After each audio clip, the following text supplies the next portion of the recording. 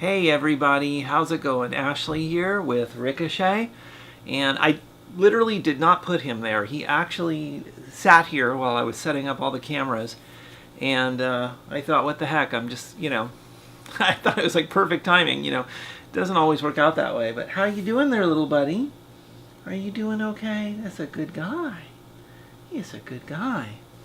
So, anyway, this is just a really quick update on Ricochet. We went to the vet cardiologist the other day, and like several days ago, and basically the short version is, generally speaking, he's doing well.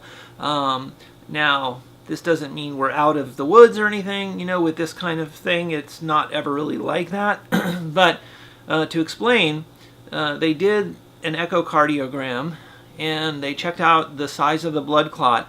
And the size of the blood clot looks stable, meaning not really, it's changed in dimensions, which is expected with a blood clot, because a blood clot's not like a perfect sphere or something that just stays statically the same. A blood clot is an organic glob of whatever. I'm not a medical expert, but it's something that can change form as it, let's say, he has meds which will help break it down.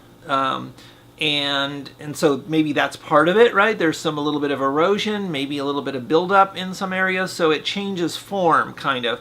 But overall, I think the mass or dimensions of it are comparable to his last visit, which is a thumbs up. That's it's certainly better than it being larger.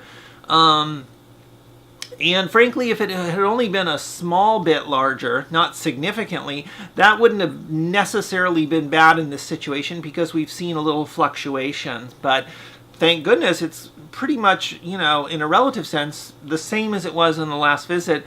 And I would say that the doctor, the vet cardiologist, while not being able to commit to anything here, said that based on subtleties in the echocardiogram and comparing with the prior visit and this current visit, that it looks as though the blood clot is appearing a little bit darker, which is really good with an which is good with an echocardiogram, because darker means more, you could say translucent or less mass, maybe thinner or less, not as big, not as dense. Now, he couldn't commit that, this was a hard and fast, indication of that, but it seemed to be leaning in that direction from what he could see.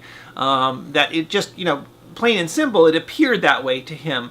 But blood clots can be unpredictable, and I'm guessing there's some anomalies with how an echocardiogram might work, that comparing two visits separated by several months may not always be a perfect thing, but overall this had a number of indications which indicated not only stability, but perhaps maybe a slight improvement of some kind, which is nice.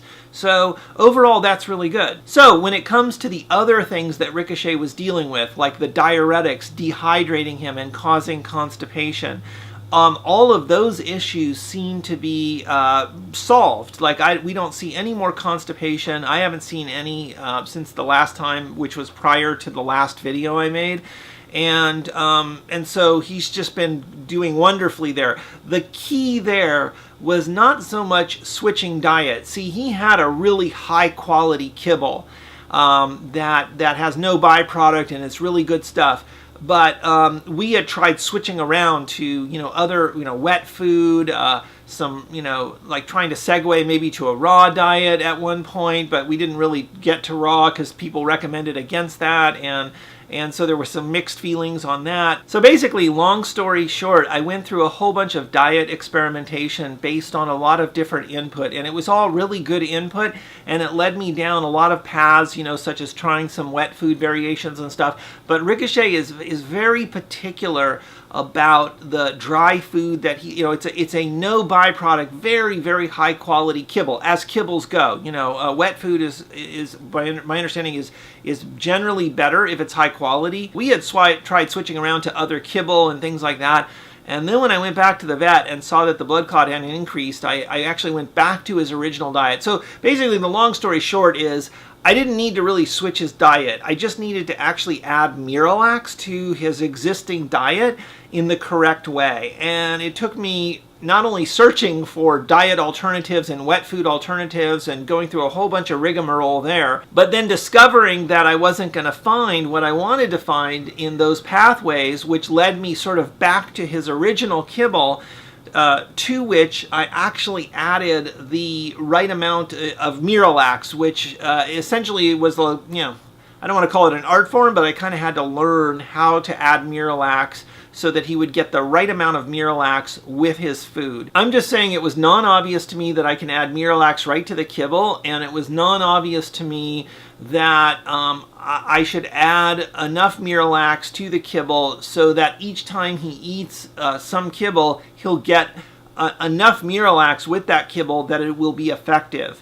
Now, some of you out there have shared your stories of what you've been going through. Some of you out there are grieving, and I lost my cat Oakland, in 2014 to heart disease, and I can't, I think each of us has our own experience with it, but that was really hard for me, very, very hard. And I think one of the things that's very hard is we know our little family members, and we know their idiosyncrasies and little things that are very special.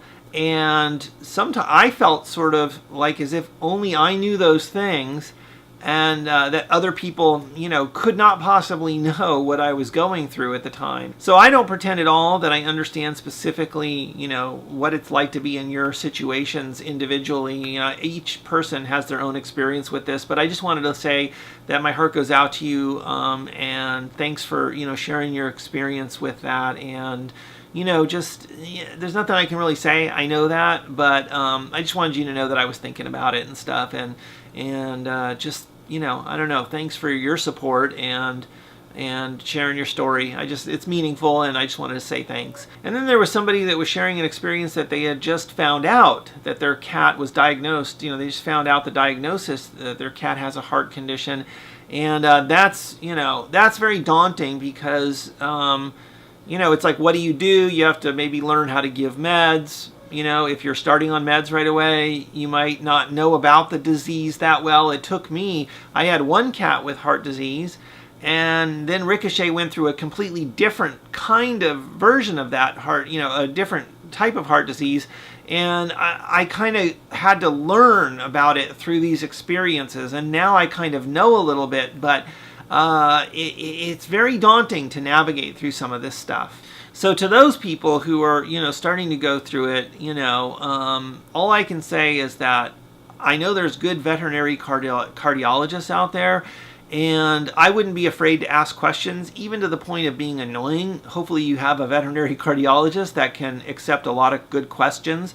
And I would also do research, look at things out there, and because I found that I could learn about some things and maybe talk about them with my veterinarians, and then they can help me, either figure out if it's the right thing or whatnot and that kind of thing. Anyway, nothing I can say. I think each pet is so different, so how you handle things with your pet and how you administer meds and all that kind of stuff, it's probably going to be unique for your own situation. But anyway, my heart goes out to you guys as well, because that's, it's not great news. And I think, though, on the positive side is there is good care out there.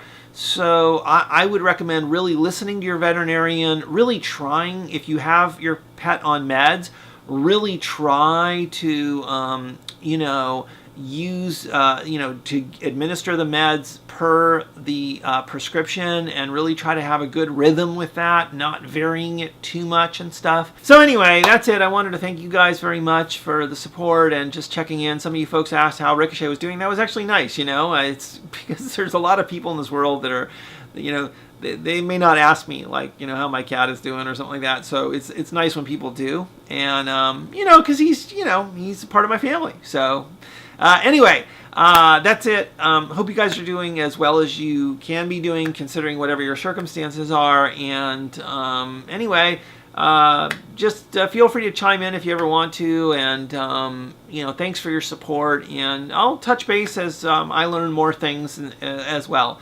All right, thanks a lot. Take care. Thanks. Bye.